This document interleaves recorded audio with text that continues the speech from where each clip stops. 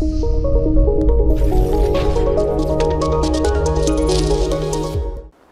ನ್ಯೂಸ್ಗೆ ಸ್ವಾಗತ. ನಾನು ಸೋನಿಕಾ ಕುಲಾಲ್. ವಾಯುಭಾರ ಕುಸಿತಕ್ಕೆ ಸುರಿದ ಭಾರೀ ಮಳೆಗೆ ಮಂಗಳೂರು ಬೆಂಗಳೂರು ರಾಷ್ಟ್ರೀಯ ಹೆದ್ದಾರಿಯ ಮಧ್ಯೆ ಕಲ್ಲಡ್ಕ ರಸ್ತೆ ಕೆಸರುಗದ್ದೆಯಾಗಿದ್ದು, ಇದರ ಕಂಪ್ಲೀಟ್ ಡೀಟೇಲ್ಸ್ ಇಲ್ಲಿದೆ. ಹೌದು, ಬಿಸಿ ರೋಡಿನಿಂದ ಕಲ್ಲಡ್ಕದವರೆಗೆ ಮೇ ಅಂತ್ಯದಲ್ಲಿ ಸಂಚಾರಕ್ಕೆ ಅವಕಾಶ ನೀಡುವುದಾಗಿ ಗುತ್ತಿಗೆ ವಹಿಸಿಕೊಂಡು ಕಾಮಗಾರಿ ನಡೆಸುತ್ತಿರುವ ಕೆಎನ್ಆರ್ಸಿ ಕಂಪನಿಯವರು ತಿಳಿಸಿದ್ದರು.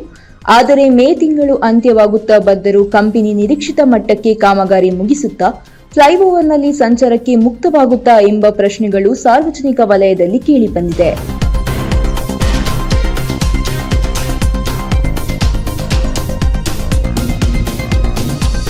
ಜೊತೆಗೆ ಪ್ರಥಮ ಮಳೆಗೆ ಕಲ್ಲಡ್ಕದ ಸರ್ವಿಸ್ ರಸ್ತೆ ಗದ್ದೆಯಾಗಿ ವಾಹನಗಳ ಡ್ಯಾನ್ಸ್ ಮಾಡುವ ದೃಶ್ಯ ಕಂಡುಬಂದಿದ್ದು, ಸಾರ್ವಜನಿಕ ವಲಯದಲ್ಲಿ ಸಾಕಷ್ಟು ಆಕ್ರೋಶಕ್ಕೆ ಕಾರಣವಾಗಿದೆ. ಕಳೆದ 3 ವರ್ಷಗಳಿಂದ ಮಳೆಗಾಲದಲ್ಲಿ ಕೆಸರು, ಬೇಸಿಗೆ ಕಾಲದಲ್ಲಿ ಧೂಳುತ್ತಿದ್ದು ಸಾಕಾಗಿದೆ.